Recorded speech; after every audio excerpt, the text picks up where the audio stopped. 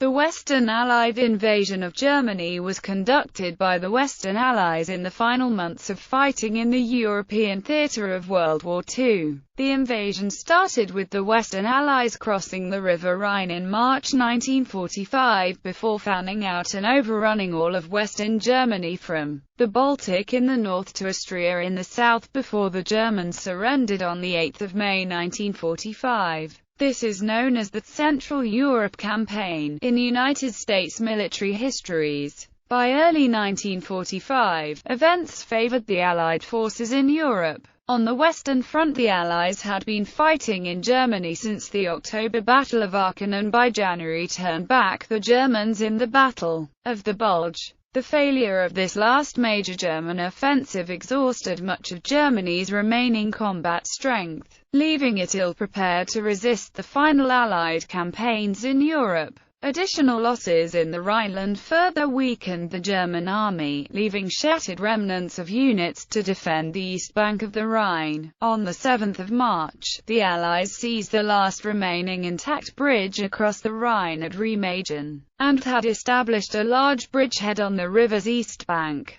During Operation Lumberjack and Operation Plunder in February-March 1945, German casualties are estimated at 400,000 men, including 280,000 men captured as prisoners of war. On the Eastern Front, the Soviet Red Army had captured most of Poland and were nearing Berlin. The Soviets also pushed into Hungary and eastern Czechoslovakia, and temporarily halted at what is now the modern German border on the Oder-Neisse line. These rapid advances on the Eastern Front destroyed additional veteran German combat units and severely limited Adolf Hitler's ability to reinforce his Rhine defenses. Thus, as the Western Allies completed their preparations for the final drive into the heart of Germany, victory for the Allies seemed within sight. Order of battle. Allied forces. At the very beginning of 1945, the Supreme Commander of the Allied Expeditionary Force, U.S. General Dwight D. Eisenhower had 73 divisions under his command in northwestern Europe, of which 49 were infantry divisions, 20 armored divisions and 4 airborne divisions. 49 of these divisions were American, 12 British, 8 French, 3 Canadian and 1 Polish. Another 7 American divisions arrived during February, along with the British 5th Infantry Division and 1st Canadian Corps, both of which had arrived from the fighting on the Italian front.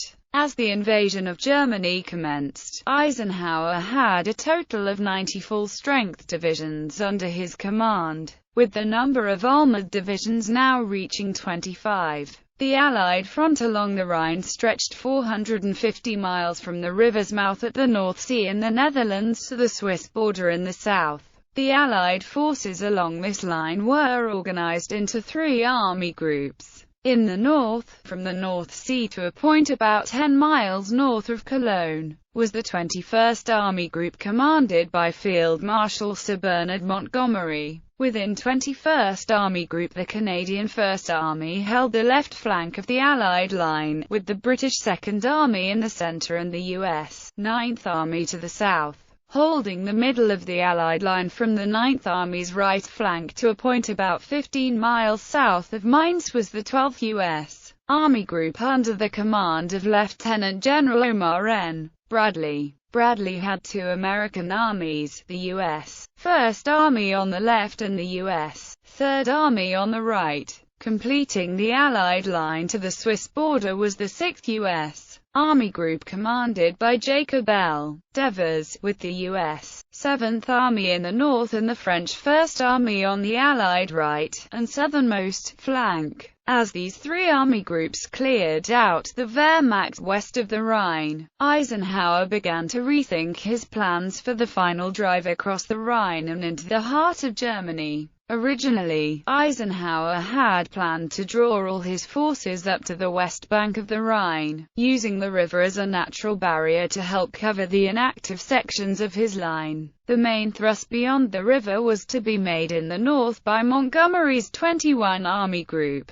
elements of which were to proceed east to a juncture with the First Army as it made a secondary advance northeast from below the Ruhr River. If successful, this pincer movement would envelop the industrial Ruhr area, neutralizing the largest concentration of German industrial capacity left. German forces facing the Allies was Oberbefehlshaber West, commanded by General Feldmarschall Albert Kesselring, who had taken over from Field Marshal Gerd von Rundstedt on 10 March. Although Kesselring brought an outstanding track record as a defensive strategist with him from the Italian campaign, he did not have the resources to make a coherent defense. During the fighting west of the Rhine up to March 1945, the German army on the Western Front had been reduced to a strength of only 26 divisions organized into 3 army groups. Little or no reinforcement was forthcoming as the German High Command continued to concentrate most forces against the Soviets. It was estimated that the Germans had 214 divisions on the Eastern Front in April. On 21 March, Army Group H headquarters became Oberbefehlshaber Nordwest, commanded by Ernst Busch, leaving the former Army Group H commander, Johannes Blaskowitz, to lead Army Command Netherlands, cut off in the Netherlands. Busch, whose main unit was the German 1st Parachute Army, was to form the right wing of the German defenses. In the center of the front, defending the Ruhr, Kesselring had Field Marshal Walther Model commanding Army Group B, and in the south Paulhaus's Army Group G. Eisenhower's plans. After capturing the Ruhr, Eisenhower planned to have 21st Army Group continue its drive east across the plains of northern Germany to Berlin. The 12th and 6th U.S. Army groups were to mount a subsidiary offensive to keep the Germans off balance and diminish their ability to stop the northern thrust.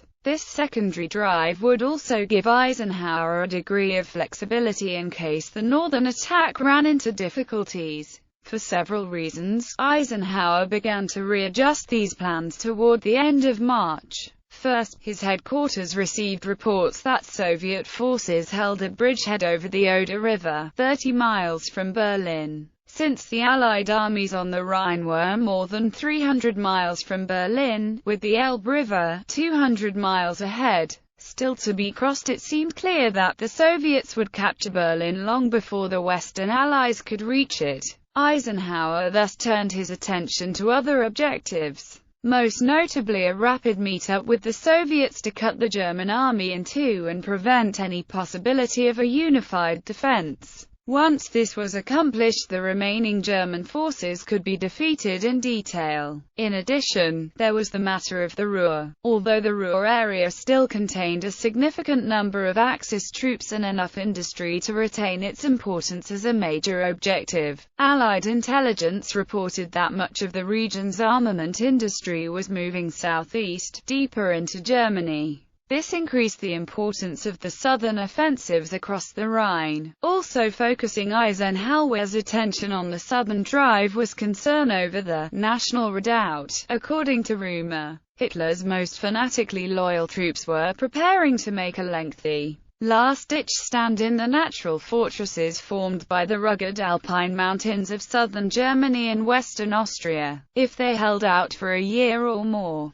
dissension between the Soviet Union and the Western Allies might give them political leverage for some kind of favorable peace settlement. In reality, by the time of the Allied Rhine crossings, the Wehrmacht had suffered such severe defeats on both the eastern and western fronts that it could barely manage to mount effective delaying actions, much less muster enough troops to establish a well-organized Alpine resistance force. Still, Allied intelligence could not entirely discount the possibility that remnants of the German army would attempt a suicidal last stand in the Alps. Denying this opportunity became another argument for rethinking the role of the southern drive through Germany. Perhaps the most compelling reason for increasing the emphasis on this southern drive had more to do with the actions of Americans than those of Germans. While Montgomery was carefully and cautiously planning for the main thrust in the north, complete with massive artillery preparation and an airborne assault,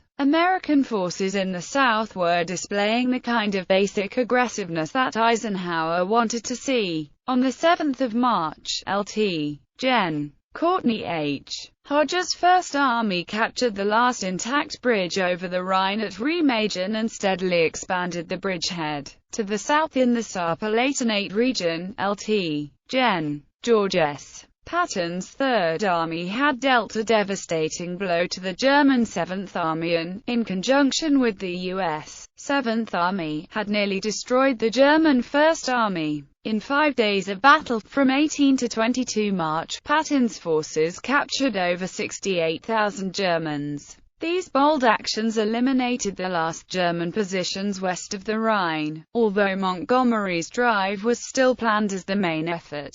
Eisenhower believed that the momentum of the American forces to the south should not be squandered by having them merely hold the line at the Rhine, or make only limited diversionary attacks beyond it. By the end of March, the Supreme Commander thus leaned toward a decision to place more responsibility on his southern forces. The events of the first few days of the final campaign would be enough to convince him that this was the proper course of action. Occupation process. When Allied soldiers arrived in a town, its leaders and remaining residents typically used white flags, bedsheets, and tablecloths to signal surrender. The officer in charge of the unit capturing the area, typically a company or battalion, accepted responsibility over the town. Soldiers posted copies of Eisenhower's proclamation No. 1, which began with, "We come as conquerors, not as oppressors." The proclamation demanded compliance with all orders by the commanding officer, instituted a strict curfew and limited travel, and confiscated all communications equipment and weapons. After a day or two, Specialized Office of Military Government, United States units took over. Soldiers requisitioned housing and office space as needed from residents.